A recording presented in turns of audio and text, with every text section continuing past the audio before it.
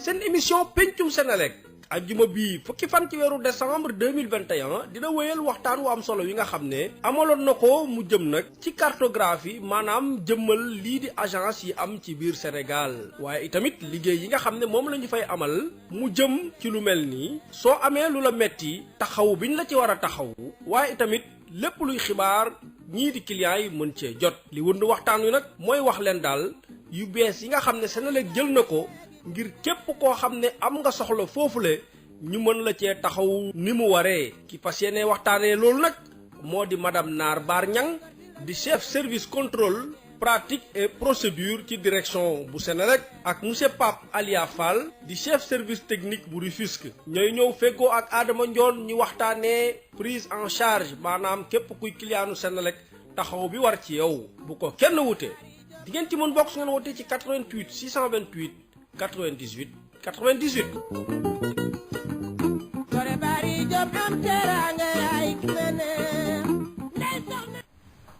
mbokk yi asalaamaaleykum ñu ngi leen di nuyu mbokki auditeurs yu Sud FM seen rajo 98.5 Dakar amaat mbégte dellu siwaat ci seen émission pencum Senelec daal dinay rek dellu siwaat tey jii ñu am ci ñaari gan ñi ñu fas yéene rek waxtaanal ci thème ba nga xam ne indi nañ ko tey jile dem ci wàllu nag service bu clientèle mooy nekk suñu thème waxtaan tey jaajëfal Alassane Wade moom la ñu àndal ci machine bi suñu ñaari invité yëpp nag daal dinay teew xam naa ñu daal leen nuyu dalal leen ba noppi laata ñu leen di rek fàttali émission bi ak na muy doxee bokk na ci fanweeri simili yoo xam ne laaj ak tontu dina dox suñu digg buñ ca noppee ñu ubbi antenne bi auditeurs yi daal di joxe seen i nag xalaat samp seen i nag laaj seen contribution ak lu mu mënte doon rek ci thème bi wala sax yeneen banxaas ñu ciy dalal tey jii ki nga xam ne nag mooy ni ngeen ko déggee ci bande annonce bi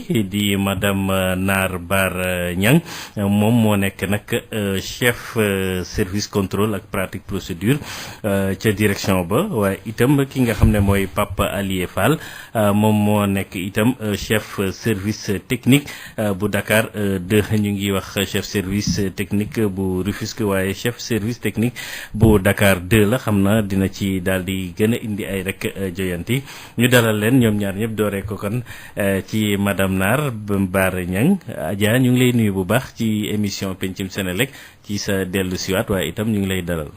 maa ngi lay nuyu man tam Adama di la jaajëfal di nuyu auditeurs Sud FM yëpp ak di commencé nuyoo bi ci kilifa gi. di nuyu kilifa Senelec sunu directeur général. di nuyu aussi sunu directrice principale commerciale bi ñu jox opportunité ñu ñëw fii. pour daje pour mën a jekkoo ak sunu clients yi. maa ngi ñaan yàlla aussi lépp lu ñu fi waxtaane mu doon njëriñ pour askan bi. ok jaajëfal ko kon dalal ko dellu ci sama ndeyjoor kii di Papa Alie Fall ni ñu leen ko waxee moom mi nekk chef service technique ca Dakar 2 Papa Alie yow da nga dellu si waat ñu ngi lay nuyu di la dalal ci émission pencum Senelec. asalaamaaleykum Adama maa ngi lay fay. vraiment di am mbégte di dellu si waat ci émission bi. di nuyu mbooleem personnelu Sud FM bi. seen rajo. di nuyu seeni auditeurs mais aussi ñëpp ñi nga xam ne ñu ngi suivre. ci xarale yu bees yi. di nuyu waa Senelec bépp collaborateur Senelec commencé par le directeur général.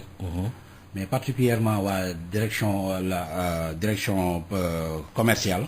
principale commerciale bi nga xam ne ñun foofu lañu bokk. di nuyu directrice bi. ak bépp collaborateur am. proche collaborateur am di nuyu bépp agence Senelec bu nekk ci commercial bi. di ñaan comme ni ko soxna si waxee Naar Bar yàlla kattanal ñu ba lépp lu ñu fi mën a wax bu doon lu mën a jëriñ askan bi. ok kon ñi leen di dalal ñoom ñaari invité yooyu le bàyyi ko ci direction bu Senelec ñu fas yéene doore waxtaan bi nag ak ñi nga xam ne mooy ni ñu leen ko waxee thème bi di service clientèle wax nañ sax wàllu cartographie tëralin bi nga xam ne moo am ci wàllu agence yi service bi nga xam ne moom la ñuy rendre itam clients yi prise en charge seen i ñaxtu seen i mébét wala réclamation ni ñu koy waxee laaj bu njëkk bi madame Naar Bar Niang ñu dooree ci moom mooy wàllu service service à la clientèle baat la boo xam ne dañ koy dégg ci tubaab boo ñu ko mënoon yombalal ci dégg-dégg jëflante diggante yéen ak ñi nga xam ne ñooy seeni client naka nga ñu koy leerale. waaw jërëjëf Adama. donc service pour la clientèle mooy kuréel yu Senelec teg pour gën a mën a jokkoo ak client yi. donc ay produits yu mu teg. pour mën a satisfaire suñu clients yi. ak bépp réclamation bu muy jot ci clients yi ci service boobu lañ koy ñëw kii réclamer. lépp loo soxla lu aji ci affaire courant affaire kii paan wala dara. lépp ci service boobu nga koy def donc en quelque sorte benn kuréel la bu Senelec teg pour. mu nekk interface am entre moom ak client yi. client yi waaw. d'accord Pape Allié.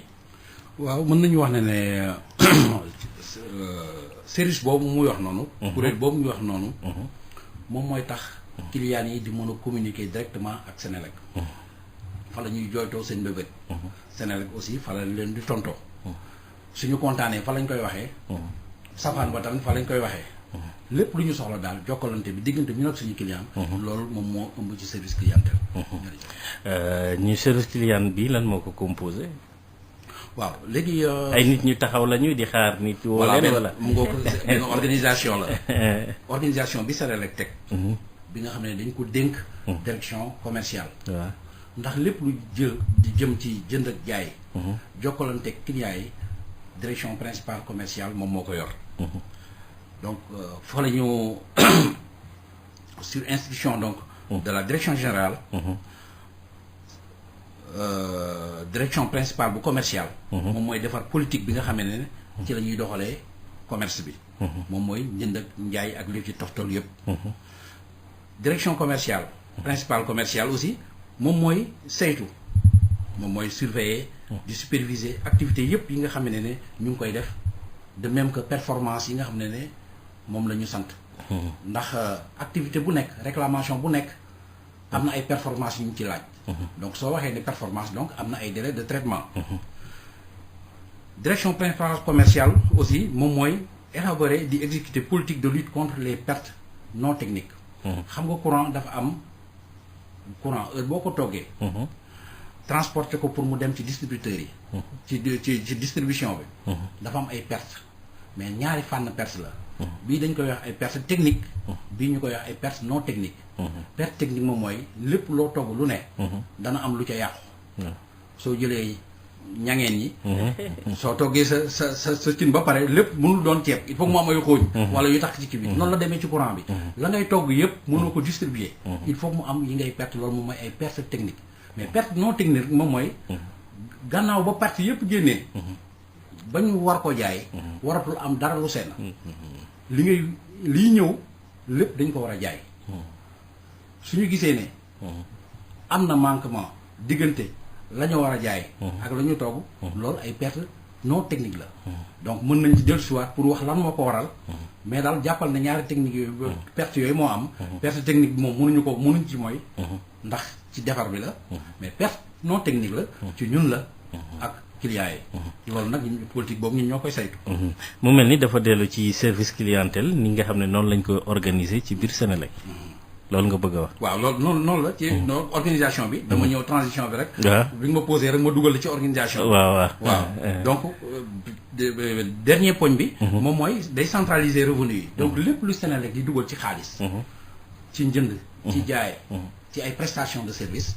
donc direction principale commerciale aussi moom moo ko yor loolu lépp ci organisation bi la. donc ci ñeenti poñ yooyu. lañ ko mën a tënk. waaw kon ñu daal di dellu si waat ci madame Naar Bar Niang question bu ñu koy laaj mooy service client boobu naka lañ ko assurer ci biir Senelec. waaw léegi pour compléter li Allié doon wax rek. waaw. mooy lépp luy aussi recouvrement. mooy li nga xam ne Senelec jaay na ko ba pare. waaw war ko recouvrer loolu aussi. service boobu moo koy toppatoo. donc Senelec pour bëgg gën a jege client mi. dafa def service boobu ay pàcc yu bëree bëri. mi ngi mel ni comme par exemple délégation bu nekk. dafa am délégation régionale par exemple centre ouest. moom moo yore Thiès moo yore Diourbel moo yore Touba. donc après mu am délégation régionale nord moom moo yore Louga Matam Saint-Louis ak Richard Toll donc délégation régionale centre-est mooy Kaolack Tamba ak Fatick donc délégation régionale sud moom moo yore Ziguinchor yore Sédhiou ak Kolda donc ci biir délégation yooyu après dafay ñu bu ñu ñëwee Dakar dañuy am délégation Dakar 1 Dakar 1 moom moo yore agence su Vincent Médina Bourguiba Patte d'Oie ak Parcelles Assainies ak Yoff donc yooyu yëpp ci délégation Dakar 1 la bokk ñu jógee ci loolu dem di amaat beneen délégation bu ñuy wax délégation Dakar 2 délégation Dakar 2 moom moo yore Guédiawaye Daaru Xan Pikine Thiaroye ak Malika léegi après ñu am beneen délégation bu ñuy wax Dakar 3 aussi donc moo yore Kër Massar Rufisque Bargny Yène Sangalkam ak Yëmbal donc loolu yëpp pour gën a mën a jege clients yi donc foo mënti dem ci biir Dakar am na agence bu la jege boo xam ni lépp loo soxla ci ay réclamation wala ay ñaxtu mën nga ko def foofu donc noonu la kii nañ ko tëralee daal. waaw bu ñu jógee ci loolu aussi am na délégation centre DCA mooy délégation clientèle régulière direction clientèle régulière donc direction clientèle régulière boobu mooy gérer industriel yi waaw industriel mooy ñi nga xam ne ñuy consommer ci yu mag industriel yi donc lépp bu ñuy def ci à l'intérieur du pays yëpp ñoom foofu la ñu dépendre donc foofu la ñuy ñëw pour déposer seen dossier foofu la ñuy defee seen abonnement foofu la ñuy defee aussi seen réclamation foofu aussi ñoom ñooy gérer kii ambassades yi mooy les clients sensibles ñoom ñooy gérer aussi EPAF yi ñooy gérer kii à part industriel yi aussi ñooy gérer administration xam nga administration aussi dafa xaw a sensible donc kii direction boobu parce que dañ ko dem ba ériger ko en direction moom moo gérer loolu yëpp fi mu nekk nii donc Adama loolu mooy loolu ngeen ko assuré daal biir Senelec loolu lañ ko assuré biir waaw mu mel ni explication ne Pape Alé bu fekkee am na loo ci waaw non tout juste rek complété wax na ne ko dañ ko méngale comme état du Sénégal avec les autorités administratives donc xam nga état bi mënta fu ne mu ne fa Senelec teg mënta fu ne mu ne fa donc organisation ba ñu lal moom mooy délégation yooyu mu lay wax dañoo jël région yi ñu defar leen ay délégation mu nekk ñeent ñu jël aussi réewum taax yi ñu defar leen ay délégation mu nekk ci ñett donc noonu lañ ko kii léegi délégation bu nekk am na ay agence ci biir agence yi tamit bëri nañu ute nañu donc noonu lañ ko organiser loolu yëpp pour gën a mën a jege clientèle yi comme ni ñu ko mën a waxee pour vraiment service bi gën a mën a efficace d'accord waaw ci la ñuy des ak yow sax ci wàllu sites commerciaux yi nga xam ne dañ koy faral di samp au niveau de Senelec ñuy laaj yan mooy ponk yan mooy règle yi mën a tax ñun ñu mën a samp sites commerciaux yooyu waaw parce que soo gisee agence yi dafa am ay classification da ngay dégg toujours ñu naan la agence principale wala ñu ne la bii agence secondaire la wala bii ñu ne la agence tertiaire la bii ñu ne la bureau commercial la bii ñu ne la district principal la bokkuñu ba ñu jeex ba léegi bokkuñu li leen ute moom mooy seen chiffre d'affaires encaissable donc comme koomu agence ba li muy dugal ci xaalis par weer day critère buy dugg la nombre de clients yi nga xamee ne fa la gox ba am aussi day dugg soo amee téeméeri junni ci ay millions nga am ñeent fukki junni client dañ naa la agence principale la donc 500 000 chiffre d'affaires franc CFA ak 40 000 clients loolu moom mooy agence principale yi donc norme bi dana pour nga nekk agence principale critères yooyu nga war a 500 000 chiffre d'affaires waaw ak 40 000 clients 40 000 clients ok waaw nga jël beneen agence mu tegu ci moom mooy agence secondaire mooy bi topp ci agence principale waaw boobu tamit chiffre d'affaires ba entre 350 millions la war a doon moom mooy juróom-ñaar fukki junni ay millions ak 30 000 clients noonu lañ ko répartir fanweeri junni clients nga jël agence tertiaire moo tegu ci agence secondaire mu nekk ci chiffre d'affaires 200 millions nga am à peu près 20 000 clients ba ci tegu ay bureau la yi nga xam ne personnel bi lay réduire mu nekk ci chiffre d'affaires 1 million 100 millions du moins 100 millions 100 millions ak 10 000 clients soo jëlee ci district yi dañ lay laaj 150 millions ak 15 000 clients lépp ci ay rayon 10 kilomètres donc agence yi warate nañ toll ci distance diggante ñoom ak ñoom 10 kilomètres donc noonu lañ ko structuré heure bu ñu la nee agence principale rek day fekk ne am nga chiffre d'affaires bi ñuy laaj ak nombre de clients bi ñuy laaj donc noonu lañ ko structuré moom moo tax nag ñu koy xool di ko saytu paramètres yooyu yëpp moom moo ñuy indi yenn saay ñu jël nga dégg ñu ne tel gox yokk nañ fa su ma jëlee exemple Rufisque da ngay gis ne am na ay clients yi nga xam ne ñu ngi à peu près ay 45 kilomètres de l'agence principale comme yu ay Benoba Kër Marème Mbengue yi nga xam ne dañoo sori clients yi dañuy jógee foofu di ñëw ba Rufisque pour ay renseignements wala pour ay fay sax xëy na am na yeneen opérateurs yi nga mën a fay mais dafa am renseignements yi nga xam ne Senelec rek nga ko mën a amee pour ñu déplacer wu voilà pour ñu déplacer wu pour def demande d'abonnement pour def ay réclamations Senelec mu defaraat ko am ay agence ci critères yooyu mu am ay agence yu ñu créé ci diggante bi danañ ci ñëw bëri na da nga gis aussi agence bi nga xam ne secondaire la moom moo tegu ci principal ñu dem ba ci digg bi mu développé wu am chiffre d'affaires ba yokku clientèle ba yokku ñu élevé ko def ko agence principale donc noonu lañ koy classifier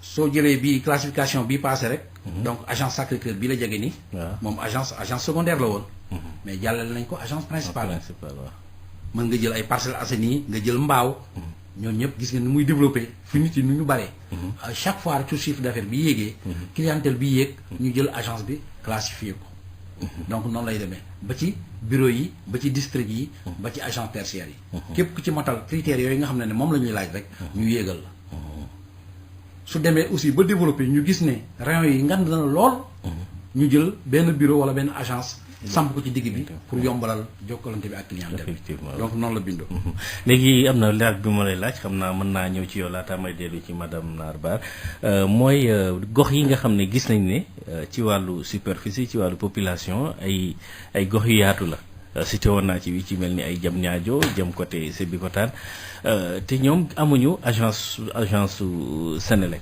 waaw ñu doon laaj gox yooyu lan la ndax dañoo am répondre normes yi wala qu'est-ce qui se passe. kay Diamniadio bi ñu créé pôle bi créé nañu agence bi l'agence existe mise en place bi moom moo des. ndax man jamono yi ma nekkee Rufisque maa ngi doon ut local pour ñu implanter ko. ndax ci biir pôle bi jox nañ ñu site ñu ngi koy def ay projet pour ci tabax ko mais dem nañ ba gis maire bi. pour que ci projet yi muy def foofu parce que fi gare routière bi nekk am na fenn fu ñu fay def dañ koy réhabiliter def ko centre commercial moom dig nañu ne dañ jox foofu mais agence bi créé nañ ko sooy xool aussi côté Yène dafa sori da ngay jóge Yène pour ñëw Rufisque te benn bureau moo fa nekk Bargny dañoo dem ba Yène aussi ñu créé fa benn bureau rien que rek pour gàttal pour que clients yi duñu mën a daw lu bari pour ñëw ñu satisfaire leen donc bëri na ay gox-goxaan yi nga xam ne comme Sangalkam même chose maa ngi lay wax ay Benoba Kër Marème Mbengue ñëw nañu ba Sangalkam aussi ñu créé fa bureau benn agence bi nga xam ne moom mooy joxe service à la clientèle moom moo koy joxe ci boor boobu yëpp am na zone boo xam ne xëy na sax du sa zone mooy zone 50 dem Kër Moussé ak côté Kayar gis nañ ne waa que 5 kilomètres 50 tey jii bu ñu doon def demande pour am courant dañuy dem ba Kayar pour ñu mën leen defal est-ce que cas yu similaires yooyu ngay joxe ci la bokk effectivement ci la bokk à chaque fois suñu gisee ne fii clients yi distance bi ñuy daw bari na te clients yi bu ne automatiquement Senelec dama fay créer waaw d'accord yu bëri nag créé nañ ko mais ñu ngi ci mise en place bi madame Nia amu leen cas yu mel noonu parce que bu ko créé wul comme kii da koy créé comme bureau commercial déjà bu ko bureau commercial dina la permettre yow nga mën a def foofu sa abonnement nga fay fa déjà foofu lay commencé bu fekkee ne dem na ba clientèle bi yokk comme ni ko Alié waxee ba mu war a jàll secondaire wala tertiaire bu boobaa mais chaque fois Senelec dina wut possibilité am na ku ne ci ligne bi ñu jël ko xam naa dañoo xaw a yàkkamti allo salaamaaleykum waaleykum salaam wa rahmatulah. waaw sëñ bi ñu ngi lay nuyu. sëñ bi maa ngi leen di ziar lu bëri bëri waay. ñu ngi lay delloo ziar waa. waaw man Dame Kane laa tudd. Dame Kane waa. waaw dama bëggoon participer ci émission bi. aywa yow la ñuy déglu Dame. waaw dama amoon benn laaj ko. Mhm. ndax dama am benn Kër Massar laa dëkk man Kër Massar. Kër Massar waa. waaw Kër Massar unité 5 dama amoon triphasé sama kër. Mhm. léegi nag ma dem ba bëgg ko def monophasé ak contour carte. Mhm. mais ba tey daal man damay dem ñu ne ma ñëw nañ fa. Mhm. ba def relevé mais ba tey gisaatuma daal affaire bi daf ma xaw a mujj gi daf ma xaw a jaaxal sax daal. Mhm. waaw ndax woote nga ba laajte lan moo tax ñëwaatuñu. non joxuñu ma numéro bu mu mën a woote dañu ma ne woon dinañ fa ñëw. Mhm. allo. waaw yow la ñuy déglu waa Dame. waaw dañ ne ma woon dinañ fa ñëw. Mhm. ma toog diir ñëw ñu ma demaat waxaat leen ko ñu ne ma dinañ fa ñëw après ci ginnaaw gi lañ fa ñëw. waaw am nga numéro dossier. am naa dossier kay jox nañ ma numéro dossier am. mu ngeeg yow. fi ma nekk yaakaaruma ko ndax damay déglu émission yi lu bëree bëri. waaw dañu bëggoon kay boo ñu ko joxee ñu mën koo joxaale ñi ñu am comme gan dinañ ko lijjanti loolu dinañ ko mën a lijjanti. bu fekkee mën nga woote waat aussi mën nañ la may nga woote waat. waaw d'accord dinaa ko xool ko. d'accord kon. Mhm. d'accord jërëjëf. allez-y. ok merci. ma ne allez-y yeggale si sa laaj. waaw non loolu laa bëggoon a xam rek. waaw mooy sa jafe-jafe dama jàppoon ni su ma bëggee def compteur Woyofal. Mhm. damaa yaakaaroon ne mooy gën a yomb quoi mais depuis fi ngeen di presque sama 2 factures ñëwaat na ci kawam. Mhm. te daf ma xaw a kii daal dafa fi ma ko defoon dama fa defoon triphasé. waaw waaw. léegi dama ko bëgg a def monophasé ak contour 4. Mhm. waaw mais daal affaire bi daal vraiment bon li xam loolu daal xaw ma nag nan la demee. waaw léegi xaaral ñoom ñu expliquer lan mooy war a mën a waral loolu en attendant ñu am sa numéro dossier comme ça li ci am yëpp dinañ la ko mën a wax sa numéro téléphone jox ñu ko allo allo. waaw Alsane dem na ñàkkul nag mu ngi déglu émission bi ñu ngi koy wax bu fekkee moom Dame Kane mën na joxe numéro mu joxe ko bu ko refee waa Senelec dinañ ko mën a woo wàllu numéro dossier bi ak yu mel noonu ñu mën ko toppatool kon laata ñuy dellu ci madame Naar Bargny nga mën nga ñu expliquer un peu phénomène am bi jóge triphasé bëgg a ñëw monophasé ak contre quatre mu am lan mooy faral di mën a indi loolu jafe-jafe loolu lu mën a nekk la ça veut dire que moom dafa am compteur facture triphasé di fay ñaari weer yu ne mu ne dafa gis ne Woyofal bi moo gën a yomb mu bëgg a dem ci Woyofal ñun loolu rek la ñu yàkkamte waaw donc ñun suñu sago clientèle Woyofal bi moom mooy ëpp foofu clientèle classique bi ndax charge yi muy généré te boole nag Woyofal bi moo gën a yomb gérer facture am tamit moo gën a yomb mais dama koy wax ne Kër Massar foofu mu ne zone boobu nekk na heureusement dafa tombé ne man sax zone boobu man maa ko yore. ma koy wax ne ko. suñu délai moyen. nit soo defee demande. ci ñetti fan yu njëkk yi. dana am ku fa ñëw. délai danañ ci ñëw ci service à la clientèle. 5 jours la ñu am mais ñun am nañ performance su 3 jours. soo defee demande dana am ku fa ñëw. saytu sa installation. moo tax ñu ne na la joxe numéro dossier bi ñu xool lan moo ci ne. ndax suñ fa ñëwee mën nañ la jox. un bon pour travaux moom mooy këyit bi wax ne modifier lii ci sa installation pour que ñu mën la indil compteur Woyofal bi ndax installation triphasé bi ak Woyofal bi ak du doon benn ndax bee dafa am ay fil yu bari bii nag ñaari fil rek moom moo koy yor donc appareil yi muy àndal aussi day changer mën na nekk dañ ko jox un bon pour travaux mën na am aussi donc ñu am ay difficultés moment bañ fay dem jotuñu ko wala gisuñu ko mais dans tous les cas na xam ne délai bi juróomi fan la heure boo déposé demande mu am juróom-benni fan te gisoo kenn delloo ci Senelec ba nga xam ne moom nga fa defoon nga def une réclamation dañ la wax lu tax waaw d'accord madame mën nga ci yokk dara waaw pour comme moom nee na amee na numéro dossier xam naa dafa jotagul mën a joxe numéro dossier bi parce que boo demee ba joxe numéro dossier mooy que am nga formalité yëpp def ko ko pare donc ci agence ba ngay defee formalité yi mooy def augmentation de puissance donc comme li Alié wax rek bu ñu joxee numéro dossier bi ci temps réel bi mën nañ ko génne wax xool lan moo ci nekk ak wax ko lan moo ci nekk ba pare jàpp ci pour mu gaaw incha allah. d'accord Alassane kon nag 88 la 628 98 98 biir réew mi bitim réew 33 841 22 33 ñi am li ñuy laaj li ñuy leerlu wala rek yenn ci ay xeetu réclamation ñuy desandeek madame Nia ba tey li ñuy laaj juróomeelu laaj bi mooy rek lu aju ci wàllu service bi nga xam ne moom la Senelec di jaay ndax mën nga ñoo leeral différents services yooyu. waaw Senelec li njëkk ci service bu muy jaay mooy courant Senelec courant lay jaay. à part loolu am na ay prestations yeneen yu muy def mooy par exemple louer transfo mooy coffret de comptage. mooy aussi location câble. à part loolu am na aussi branchement provisoire. branchement provisoire mooy ñi nga xam ne dañu am ay jàng. yu ñu war a def pour 2 jours 3 wala benn fan. wala ñu am ay cérémonie yeneen yoo xam ne day ëpp. ba 1 mois. Senelec mën na la jox courant ba pare nga am benn partie booy fay. soo defee say manifestation ba pare nga ñëwaat Senelec remboursé la parce que booy déposer loolu da ngay am caution booy joxe. donc loolu yëpp bokk na ci li nga xam ne moom la Senelec di def comme kii activité. Senelec aussi dina gérer réclamation clients yi nga xam ni ñu ngi ci Woyofal yi Senelec créé na benn permanence 24 heures sur 24. bépp problème bu ñu am numéro bi la ñuy woote rek. ñooñu déplacé wu pour ñëw régler ko loolu yëpp ci kii la bokk ci service yi Senelec di joxe. donc ak traité réclamation bu mu mënti doon que ça soit écrit ou par téléphone.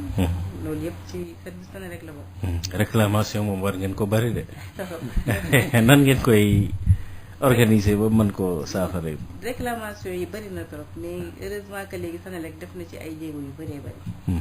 parce que léegi comme ni ma la waxee am na numéro booy wootee numéro vert boo xam ni boo ci wootee di nga jot benn service boo xam ni moom moo lay permettre. moom moo lay mettre en contact moo lay linké ak nit yore dépannage bi. bu leen linké yow kooku foo mënti nekk ci sa kii dina la woo téléphone déplacé wu ñëw ba ci yow. régler sa problème. donc loolu nekkatul loo xam ne da ngay toog di xaar bu njëkk ba boo seetloo même nawet da daan bëri. parce que nawet dafay bëri ay taw bi day yàq lu bëri ci fil yi. ak yooyu mais boo seetloo qualité de service Senelec amélioré na lu bëri. boo seetloo nawet bii passé amuñu loolu parce que loolu yëpp suñuy kilifa def nañ ci ay jéego yu bëri def nañu réhabilitation réseau bi defaraat ko def de telle sorte que. panne yooyu wàññeeku na ak doole. donc loolooy taxul ba côté boobu réclamation yi wàññeeku na. mais pour ce qui est du Woyofal moom en général dina am ay réclamation c'est normal mais réclamation c'est pris en charge rapidement dans les 24 heures. waaw. d'accord service yi ngeen di jaay Papa Alié. waaw service classique yi la parce que lu weesu li Naar Baar wax. location yeeg branchement provisoire yi Senelec abonnement toujours ñu ngi ci. nga bëgg am courant.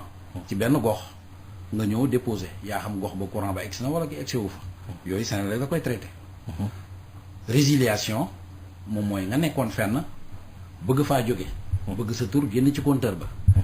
na nga demee woon ca Senelec ne dama bëgg courant.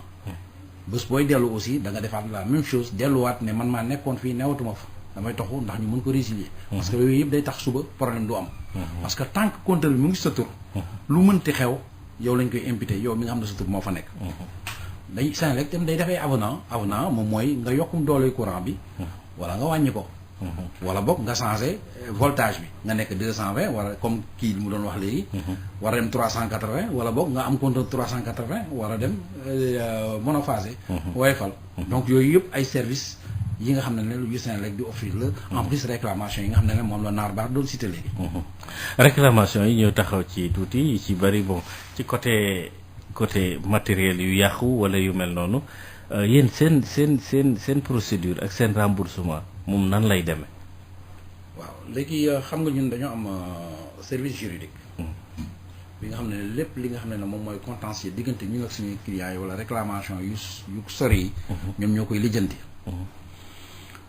Senelec soo defee abonnement daf lay fayal assurance.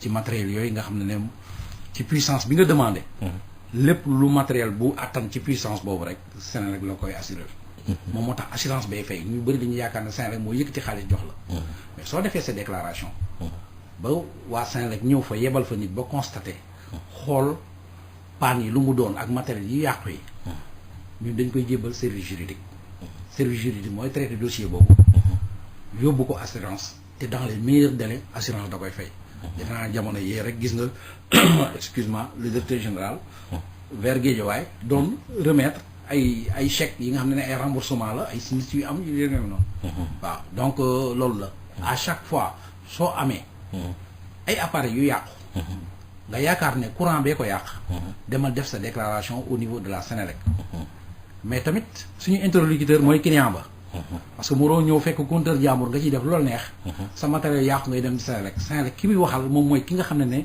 moom moo ñëw inscrire moo am police d'abonnement kooku moom mooy client nu Senelec waaw d'accord léegi kon nag leer na parce que li tax ma laaj ko mooy dafa bari ñi nga xam ne seen mébét wala seen ñaxtu dañuy yàqule ay matériel waaye léeg-léeg pour ñu rembourser leen wala rek ñu jot ci matériel bi jox leen beneen matériel dafay yàgg wala du am na ku ne ci ligne bi ñu jël ko allo salaamaaleykum. allo waaw. waaw ki léegi na nga defee man la Dame man maa ñëwaat quoi. waa Dame waa. waaw léegi numéro kii bi ngeen may laaj numéro client bi dossier bi waa. waaw mi ngi nekk 10 58. 10 58 waa. 28 04. 28 04 ah. waaw. waaw. n'est-ce pas parce que dafa bëri ay numéro quoi dama xamul boobu la wala yëpp na waaw. waaw joxal beneen bi tamit. beneen bi mooy numéro client bi. am na fu ñu bind tamit numéro compteur. allo. aywa yow la ñuy déglu. am na fu ñu bind numéro compteur 827 13 07. 827 13 07. waaw. waaw yow sa numéro téléphone mën nañ ko am. waaw 77. waaw. 653. 653 waaw. 91. waaw 91. 37. 37 waaw. waaw loolu mooy sama numéro. baax na Dame waaw mën nga déglu ko ñu jox la tontu par rapport ak. waaw ñu jaajëfal ko defe naa mën nañu dem directement ci tontu yi. waaw kii léegi ñu ngi koy xool. donc dañuy connecté wu léegi ñu xool parce que ñun à l'instant T mën nañu xam. lan leen fa def. kañ lañ fa ñëw ban heure lañ fa ñëw. ak lépp luñ fa mën a def. danañ ko tontu léegi balaa émission bi di jeex. waaw kon mu ngoog Dame mën nga taaxirlu tuuti incha allah ñu jéem a xool rek sa tolluwaayu nag dossier boobu ñu fàttali ne yéen a ngi ci seen émission pencum Senelec tey jii li aju nag ci wàllu service clientèle la ñuy daal di waxtaane ñu dalal ci ñaari gan yu bàyyi ko ci boobule kër bokk na ci kii nga xam ne mooy madame Nar Bar Niang nekk chef service contrôle pratique ak procédure ca direction ba waaye itam Pape Alié Fall nekk chef service technique ca Dakar 2 ñu fas yéene woyal waxtaan wi di am na keneen ku ne ci ligne bi allo allo salaamaaleykum. waaleykum salaam wa rahmatullah. sëñ bi naka ngeen yendoo. ñu ngi ci jàmm alhamdulilah. mbaa yéen a ngi ci jàmm. waaw ñu ngi ci jàmm di la ko ñaanal. Sud FM ah. waaw yaa ngi en direct waaw. waaw dama doon déglu émission bi. waaw. ngeen nekk waa Senelec yi. waaw man de dama amoon problème ci sama courant bi. waaw yow la kan. Saliou Diakhaté. Saliou Diakhaté Mbao. waaw. Villeneuve waaw. aywa yow luy sa jafe-jafe. waaw lii sama jafe-jafe de mooy. sama courant bi moom ni ko compteur bi di naanee jaaduwul. compteur carte bi laa yore. mais li may chargé ci courant dafa yéeme trop. par exemple. daanaka semaine bu nekk dinaa chargé lu ëpp 30-40 mille ans. waaw ma bëggoon nag am ci ay renseignement daal ba xam parce que dem naa sax ba yaakaar ni dellu ci wut compteuru normal bi. di am facture. mooy tane. parce que li ma ciy dépensé bari na trop d'accord kër gi am na ay matériels yu fi nekk. mais 30-40 mille chaque semaine. yaakaar naa ni xaw naa yéeg tuuti. amul leen laaj bu ngeen ko bëgg a laaj waa Senelec. numéro compteur bi. waaw numéro compteur bi nee na ndax mën nga ko joxe. numéro carte bi ah. waaw. xaaral xoolal ma ko ci sa téléphone. waaw bu ñu mënee am sa numéro téléphone aussi ba tey Saliou. 77. waaw. 469. 469. 0111. 0111. waaw Saliou Diakhaté. Saliou Diakhaté waaw léegi bu ñu amee numéro kii bi carte bi rek mu baax. numéro carte bi mi ngi nekk. 143. 143. 552. 552. 65. 65. 563. 563. waaw. baax na waaw. li muy lekk ci courant moom. moom daal dem naa ba fi mu nekk nii moom jaaxal na ma daal ah. lu dana am ay matériel yu am doole foofu. non non non bon climatiseur de am na ci kër gi jeex na. am na climatiseur ñaata la climatiseur la am. ah. ñaata ñaata climatiseur. ci kër gi am na ñaari climatiseur. d'accord. baax na waaw ñu ngi lay indil ay tontu kon ci. ok. mu nga xam naa ma bàyyi leen ngeen tontu rapidement laata ñuy delluwaat ci laaj bu njëkk bi ak li ci madame bëggoon dolli. waaw léegi xam nga client bi bu nee man li may consommer bëri na. ce serait intéressant ñu xam ñi lan laa yore comme appareil. parce que moom déjà wax na ñaari climatiseur te xam nga ñaari climatiseur moom. du appareil yu ndaw. donc defe naa ñuy dégg ne woyofal bi moo gën a cher. classique bi. waaw woyofal bi ak classique du benn. ñu ñëwaat ci pour wax ne woyofal bi. consommation bi ñuy facturer première tranche ak deuxième tranche. 250 kilowatts total la. donc 150 kilowattheures yu njëkk yi moom lañ lay facturer première tranche 91 francs mook classique bi ñoo yem. li 100 yi ci tegu ñu facturer la ko deuxième tranche. mooy 151 jëm 250 ñu facturer la ko deuxième tranche. mooy 112,5 francs. li ci des amul troisième tranche parce que mën naa ne am même bu amee troisième tranche mook deuxième tranche bi ñoo yem. donc loolu du ñu jóg ci di ko wax donc. mu nekk classique bu nekkoon classique il va consommer beaucoup plus. climatiseur yooyu aussi jar na di xool ba fan yan façon climatiseur la. ak utilisation bi parce que climatiseur aussi bu fekkee da ngay taal sa climatiseur ubbi bunt yi. wala doo ko taal doo xool par rapport ak néeg bi ñaata kii. ñaata la soxla. bu dee climatiseur bu ndaw la ci néeg bu mag a mag loolu yëpp dafay jouer ci consommation bi. donc ce serait intéressant ñu xamaat. bu ñu jotee ci numéro compteur bi dinañ gën a mën a def historique bu consommation bi pour mën ko wax. à peu près lan la comme ñoo ngi ak numéro téléphone am. incha allah. d'accord waaw loolu day dugg ci service à la clientèle. bi mu jaaxle ci loolu. mun na ñëw Senelec def une réclamation. wax ne man sama consommation dama jugé que ne jaaduwul. su ko defee ñun danañ ñëw déplacé wu. te dañ ko wax. ndax ay appareil am ñooy consommer loolu wala boog ndax suñu compteur moo am problème mais su defee réclamation nañ ko xam mais ni comme ni naar baar waxee ay climatiseur moom yi ëpp liy consommer ci biir kër climatiseur la frigo yi ak congélateur yi door a ñëw lépp lu am moteur ci biir kër day consommer te compteur bii ñu ko jox muy compteur woyofal bi su yëkkatee clavier bi am na ay code li ñuy wax ay code court ay ñetti chiffre la bu ci nekk daf lay wax lu muy jëriñ soo bëggee xam sa consommation ñaata la par jour mën nga interroger mu wax la ne nangam ngay lakk par jour soo fayee appareil yëpp mu desal la climatiseur bi kese soo ko interroger mu ne la climatiseur bi nangam lay lakk su ko boobaa yow da nga mën a xayma ndax man kon jaadu na ma fay lii wala jaadul ma fay lii ni ko madame ñaa waxee léegi sa consommation su dépassé 250 kilowattheure il est bien vrai que ci woyofal prix boobu lañ lay facturer prix deuxième tranche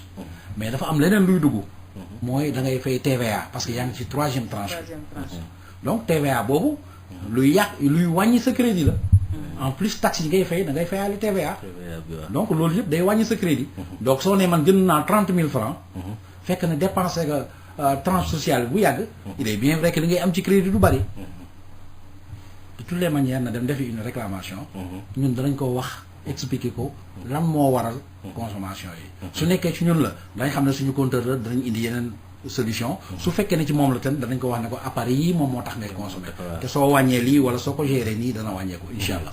ok kon Saliou Diakhaté nee na noonu la tudd information yi lañ ko daal di jox waa Senelec yor nañ numéro am ak li aju sax ci numéro compteur am li ci des nag mu def réclamation ngeen jublu ci liggéey boobu da nga bëggoon jëlaat kàddu gi. waaw pour damkan bi woote woon léegi. donc programme woon nañ ko le 6/11. dafa ne woon day changer compteur effectivement. defoon nañu programme bi le 6/11. mais amuñu woon interlocuteur amuñu woon ku ñu waxal. loolu moom moo tax ñu suspendre dossier bi. mais comme ko wax na ko nii. incha allah lundi dana am keneen ku fa ñëw comme que am nañ numéro téléphone am. waaw dana am lundi ku fa ñëw. pour seet si waat installation boobu. on n'avait pas d'interlocuteur le 6/11. loolu moo tax. d'accord léegi lan moo indi jafe-jafe ñàkk interlocuteur dafa bàyyiwul numéro comme ça ñeneen ñi mën ko éviter. voilà parce que xam nga mën nga sax bàyyi sa numéro. mais mën nga woote. doo ci jot. mais comme que li ñuy traité ci ay clients dafa bari. à peu près ay 500 clients. la ñuy recevoir par jour. day jafe nga delluwaat encore di xoolaat numéro ba ndax mu ngay dox wala doxul. comme que ñoom ñëpp.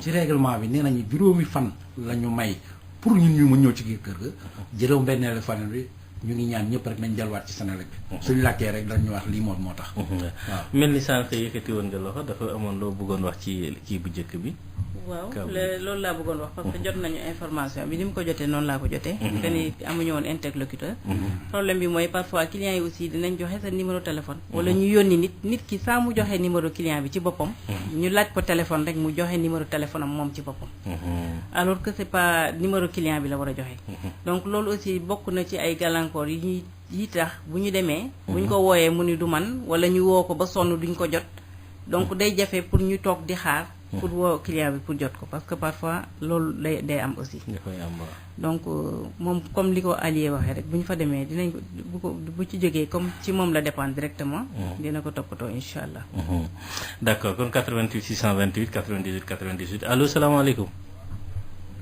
allo salaamaaleykum allo allo salaamaaleykum waaleykum salaam sëñ bi léegi neen dafa waaw ñu ngi fi ñu ngi ci jàmm ñu ngi ziar baax alhamdulilah ñu ngi delloo waaw man de man itam dama am ba ci mujjee woote léegi waaw même cas boobu laa amee man tam yow la kan man Alassane Ndiaye Alassane Ndiaye waaw waaw man itam dama am ñaari cas fan la benn bi mi ngi Pikine waaw benn bi Kër Massar la Kër Massar waaw Aliou daa mel ni am nga liggéey de waaw Pikine ak Kër Massar waaw ñaari cas la benn damay liggéey Pikine xam naa dama hérité compteur bi xaw ma compteur kuy defoon demande compteur bi demande lan la defoon ma comme consommation boo defee 15 000 daan du mat 10 jours sax waaw dañ si installé ñun suñu liggéeykaay suñu machine ak yooyu ordinateur dafa ne waaw bi kër daanaka 45 000 par mois la booy bi nekk Kër Massar bi nekk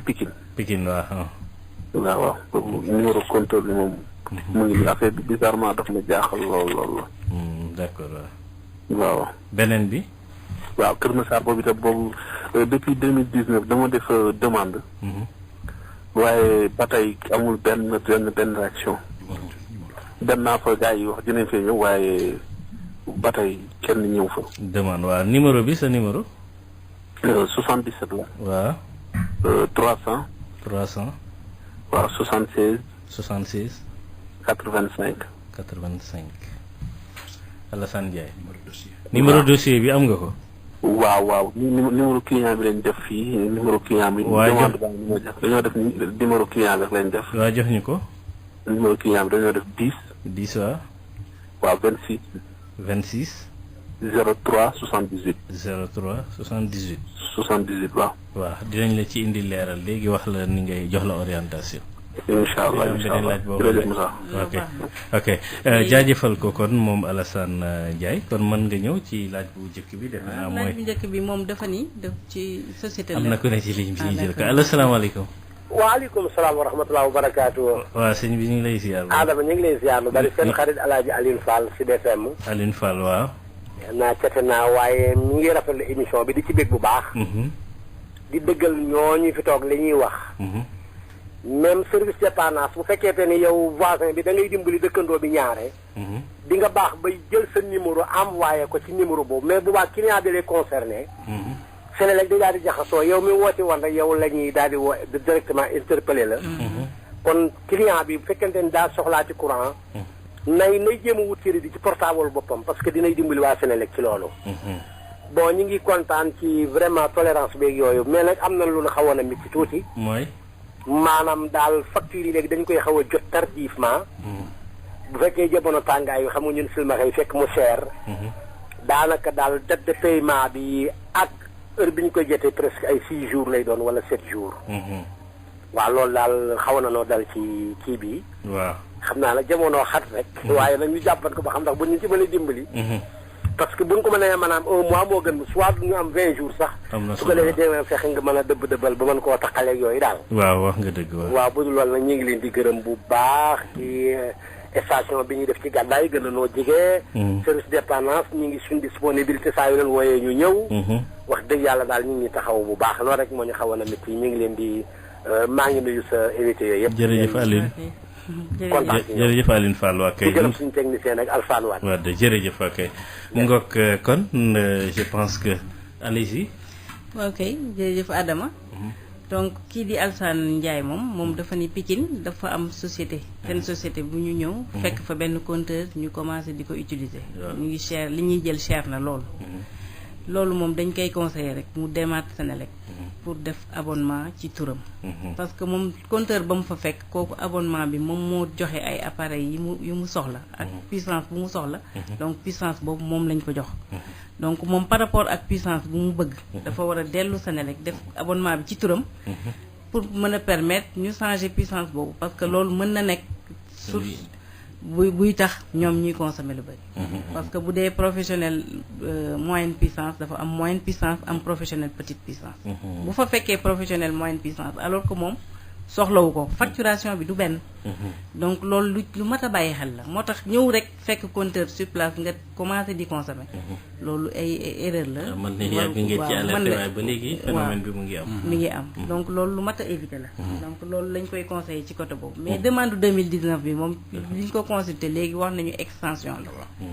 donc extension moom mooy courant bi excès gu fa. boo gisee mu yàgg noonu xam naa loolu la. mais est-ce que am na information bi ci war yépp aussi mais mën nañ ko jox fii mooy boo demee boo defee demande foo xam ni courant bi eggagu fa aussi. am nga possibilité ñëwaat Senelec. soo ñëwaatee Senelec am na frais de dossier booy fay. 29500. Senelec yóbbu ko étude pour bu ko yóbboo étude jox ko waa distribution ñooñu dem saytu pour xool nan la ñuy def ba eggale courant bi fi nga bëgg. boobaa nag dafa am facture booy fay. lu gën a cher li nga war a fay par rapport ak diggante fi courant bi yem ak fa nga nekk.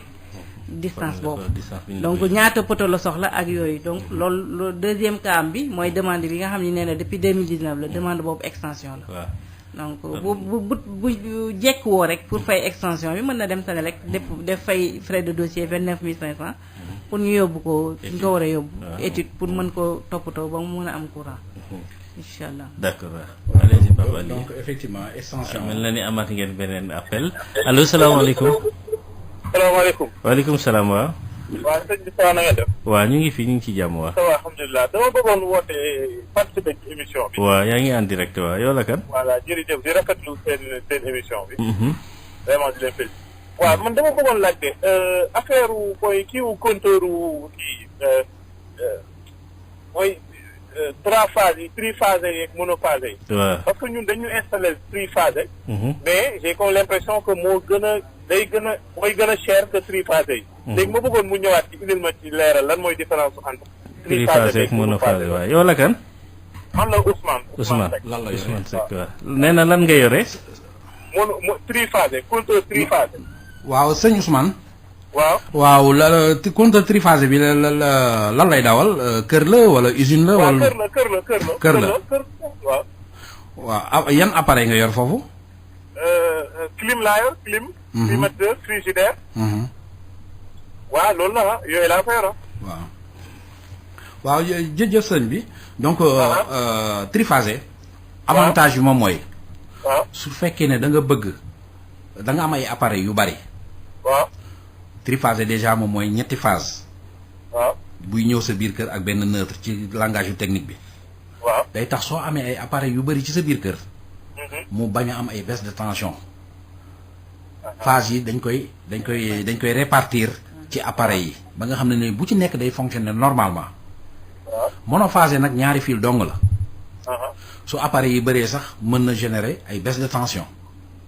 loolu moom mooy ba à partir de ñaata appareils mooy générer ngay mën a def ci monophase. non xam nga mënuñu la ne tant appareil parce que option la rek.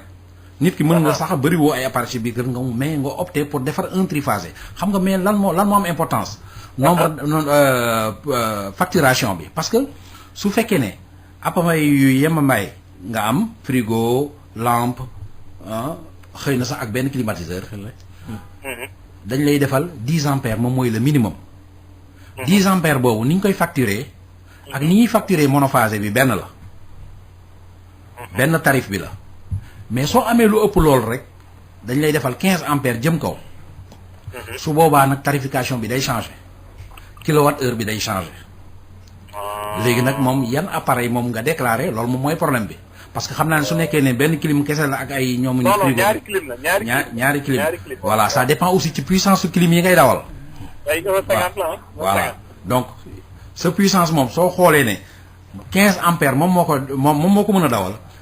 ni ñuy facturer 15 ampères moo gën a cher ni ñuy facturer donc 10 ampères parce que bële petite puissance la bële moyenne puissance la loolu moom mooy différence bi ci tarification bi. waaw mais moom compteur triphasé moom ay avantage la comme li ma la wax rek soo bëree ay appareil donc day tax day équilibrer charge yi day tax doo am ay baisse de tension loolu moom mooy njëriñ bi waaw léegi da ngay xool ban puissance nga souscrire waaw. waaw léegi puissance boobu fan laa koy mën a xamee. waaw ci sa facture lan nga nekk woyofal nga nekk wala ki nga nekk. non compteur waaw facture waaw la ngay xool sa facture en haut à droite. def nañ ci puissance souscrite bi. puissance souscrite bi. waaw foofu laa koy xoolee. waaw foofu nga koy xoolee. voilà ok merci beaucoup. ok merci beaucoup merci pour waaw mel na ni leer na de. da nga ci am la ci dolli madame Naar léegi client Kër Massar bi. moom mooy extension 2019 bi. waaw xam nga amoon nañ benn émission bu ñu fi defoon par rapport ak extension yi. waaw parce que pour ñu mën la brancher. il faut nga nekk ci distance réglementaire bi. gën ngaa yées juróom fukki mètre il faut nga nekk ko mu yées ko. pour que ñun la mën brancher su ko dépassé nag. il faut nga fexe ba poto yu dijj yi fil yu dijj yi ak poto yi egsi ba sa buntu kër. ci distance boobu. waaw ñaari option soit li la madame ñaa wax nga jël ko ci sa propre poche. defarlu ko. wala boog nga jaar par Senelec moom xam naa Senelec lay jaar. mais soo jaar Senelec aussi daf koy budgétiser. mënuñu ne ku ne bëgg naa courant rek ñu xëccal la. lépp soo defee suñu demande ñun déjà def nañ expression de besoin bi. il faut que ñu loger ko ci benn budget.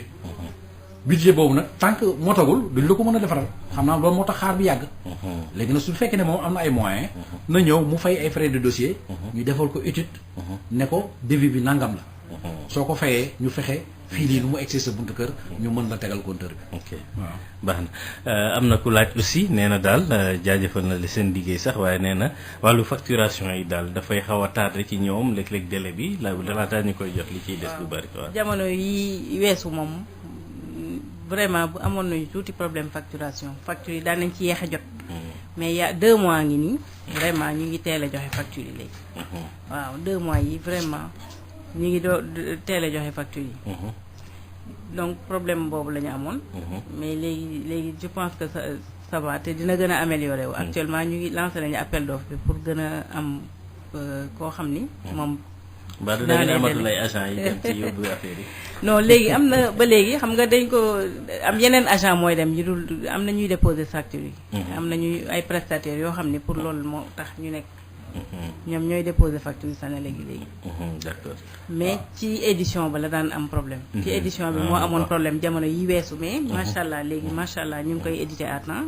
donc léegi dootul amati problème boobu parce que ñaari weer yi moom macha allah. d'accord mu ngi ñëw. waaw Alioune Fall kon loolu xëy na dalal xelu Alioune Fall. pour wax ko ne ko ñun facture yi ñuy yéex a jox su fekkee dañu am ay gàllankoor. ba facture yi ñuy yéex koo éditer. dañuy demander chef d'agence yëpp ñu yokk délai bi. délai bay nekk ci facture ba. su jotee itam taxul ñu coupé ko te en général dañuy def annonce. pour waxee ne kat facture yi dañ ko yéex a defar. yokk nañ ci nangam. ci ay jours pour que nga mën ko fay. waaw d'accord waaw kon mu ngoog Alioune Fall defe naa loolu moo nekkoon laajam wàllu facture yi nga xam ne dafay faral di yéex yeneen laaj yi dafa mel ni indi ngeen ci tontu aussi yëpp wala dese na. matale na defe naa de. waaw mooy kaawu Pikine bi ak wàllu compteur ba waaye itam yéex bi am ci seen wàllu demande di beneen bi. kee aussi joxe na wàllu dossier am ba tax jël ngeen ko ñu njort ne nag du yàgg ñu daal di koy saafara. Pape Allié mu mel ni xëy na ñu laaj bu mujj bu fekkee dina ci sax mat ndax dafa mel ni ñeenti simili rek moo ñu dese laaj bi madame Naar Bar Niang mooy différence bi am ci wàllu activité yan yi activité yeneen ngeen di def bu fekkee ne def ngeen li ñuy wax service après vente ba pare bu ngeen defee service après vente la ñuy laaj nag lan mooy activité yi nga xam ne moom ngeen ciy toftal. service après vente activité yi ñu ciy toftal mooy assistance 24 heures sur 24. parce que Senelec loolu kii na ko léegi asseoir na ko bu baax léegi dafay assister clients yi 24 heures sur 24. donc di jël en charge réclamation yi ni mu waree. côté agence wala côté téléphone même boo amee problème mën nga woote téléphone rek. ñu jël sa réclamation. donc dépannage aussi léegi sa service après vente bi ñu ngi koy toppatoo ni mu waree. surtout ci Woyofal bi. boo amee problème mu dugal crédit wala nga am problème mu kii boo wootee ci numéro bi rek. c'est-à-dire di nga am benn ndaw bu ñu fa yebal. pour mu dem. toppatoo la ci ni mu gën a yembee incha allah. tàggatoo waaleel bu ñu jox ko kii parce que technicien bi Alassane mu may xamal ne waxtu yi dab nañu. di jaajëfal vraiment Sud FM. de du ñu doyal mukk di ñëw fii. pour di jokkoo ak suñu clients yi. parce que lu am importance la loolu. maa ngi ñu ngi jaajëfal borom kër gi jaajëfal ñëpp. di remercier suñu clients yi te di leen wax ni ñun nekkuñu fi lu dul pour ñoom. donc te bépp problème bu ñu am rek ñoo ngi à l'heure l'écoute mën nañ ñëw ci agence bi. ñu toppatoo leen ni mu waree. Papa Ali sa kàddu gu mujj bi. waaw jërëjëf Adama vraiment ñoo ngi lay jaajëfal. waaw di remercier aussi suñu direction principale commerciale. donc ñoom ñu am kóolute yebal ñu fii pour ñu mën a waxtaan ak clientèle yi. donc ci liggéey bi nga xam ne moom la ñuy liggéey. vraiment kontaan nañu trop. di wax xanaa ba beneen yoon ci beneen émission. incha allah ok kon ñu jaajëfal leen ñoom ñaar suñuy invité yi madame Naar Bar Niang mi nga xam ne nag mooy nekk chef service contrôle procédure ak pratique ca direction ba ak Pape Allié Fall mi nekk chef service technique ca Dakar 2 ñoo nekkoon suñu ñaari gan ci pencum Senelec fii ak ñaari ayu bés dinañ dikkaat ci beneen émission jaajëfal bu baax Alassane Wade mi ñu àndaloon ci machine bi mbokk yi jërë ngeen jëf ci déglu.